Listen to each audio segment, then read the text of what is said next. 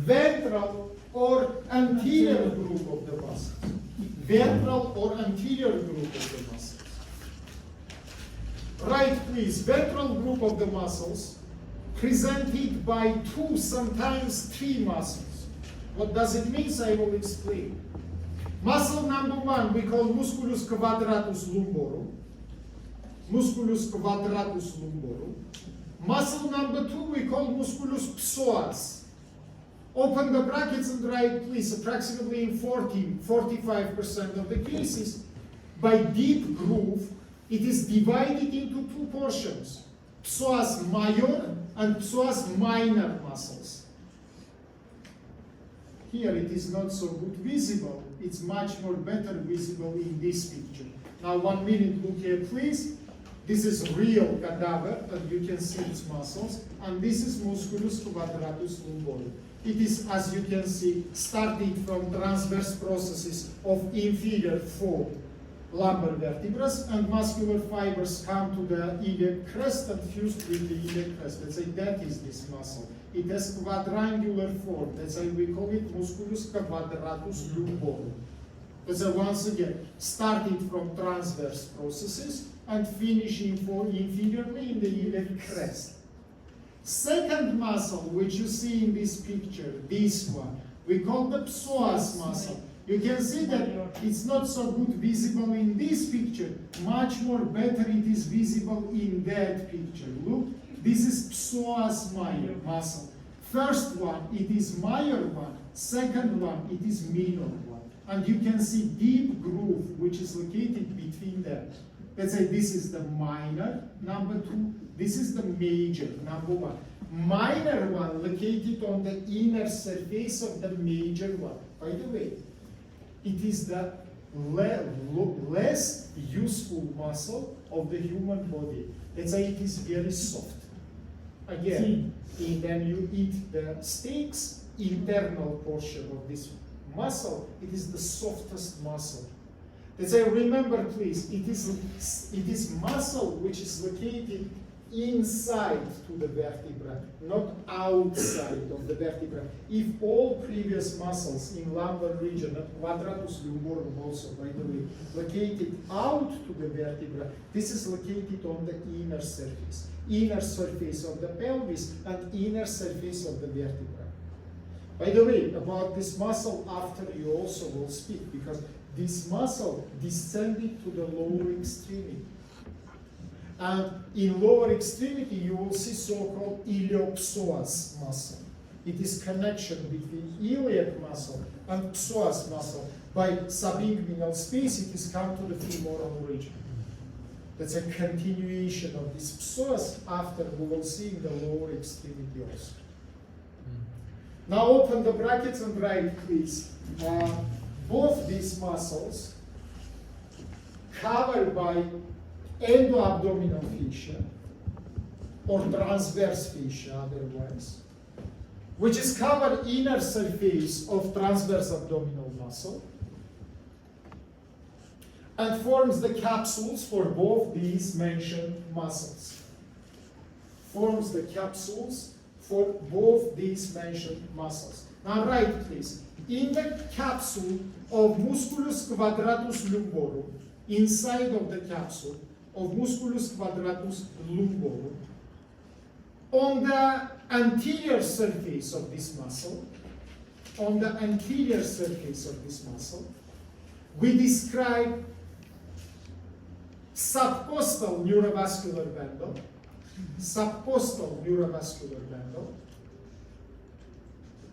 and we describe ilioinguinal and iliohypogastric nerves. For all these mentioned nerves, open the brackets and write, please. Subcostal one, it is originated from thoracic portion of the spinal nerves, last spinal nerve in the thoracic portion. You remember, thoracic nerves doesn't form the plexuses. They form the intercostal nerves, yeah? But lumbar nerves involved with T12 up to L4, we have formation of the lumbar plexus. Let's say these last two mentioned nerves, ilioinguinalis and iliohypogastrica, both these belong to the lumbar plexus. By the way, both these nerves, after, come to the anterior abdominal wall. As you remember, in anterior wall, they located primary between internal oblique and transverse abdominal muscles. But after, they changed direction. Nervus ilioinguinalis, as you remember, perforated the roof of the inguinal canal and come inside of the inguinal canal. And it is innervated all walls of the inguinal canal. Finally, by external ring, it is come to outside, give the branches to your genital organs, and also innervated the upper 1/3 of the medial surface of the femoral region. So remember, this is very important. Iliohypogastric nerve, from these two muscles, it is come to subcutaneous fatty tissue of hypogastral region, innervated subcutaneous fat in hypogastrum, and again gives the descending branch to the genital organs and to the medial surface of upper third of the femoral region. Let's say, remember please, ilioinguinal one, it is mixed nerve because it is innervated and muscles and gives the branches to the skin. Iliohypogastric, mainly, it is sensory type of the nerve. Because mainly it is innervated the skin. Now continue please. Inside of the capsule of musculus psoas major, we have one more nerve which we studied before. This is nervus genitofemoralis.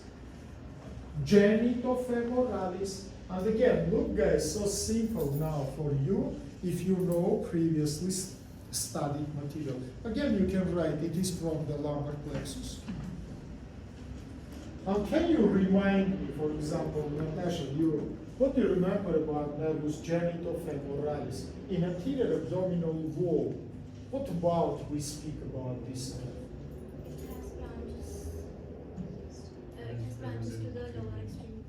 But, sorry, do you study the lower extremity? No, to the genital. Sorry, I asked you about topics which we study together, Natasha. In which regions we describe genitofemoral nerve with its branches? And which branch of it we describe together?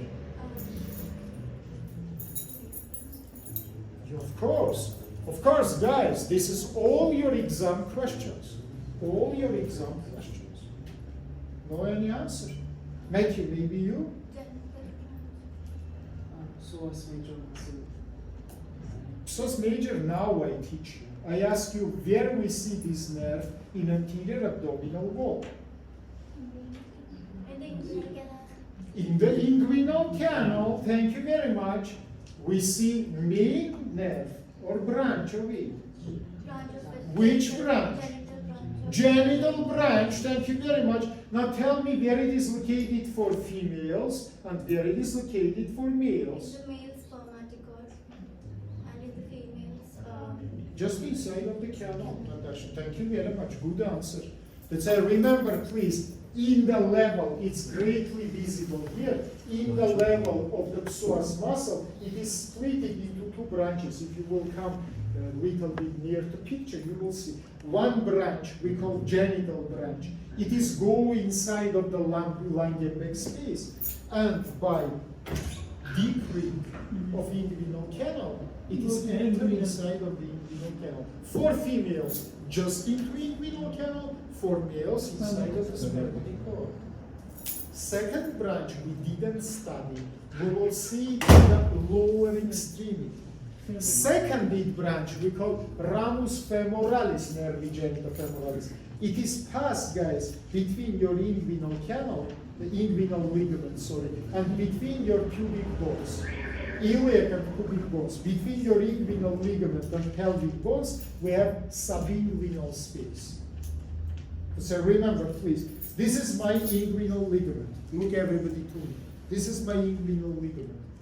My white cord, it is my pubic bones. This distance which you see between them, we call subinguinal space. Anatomy, guys, we will study, of course, but you remember that subinguinal space divided into two portions, muscular and vascular. We call it lacuna musculorum and lacuna vasorum. Nervus genitofemoralis pass by vascular aperture. Why it is vascular?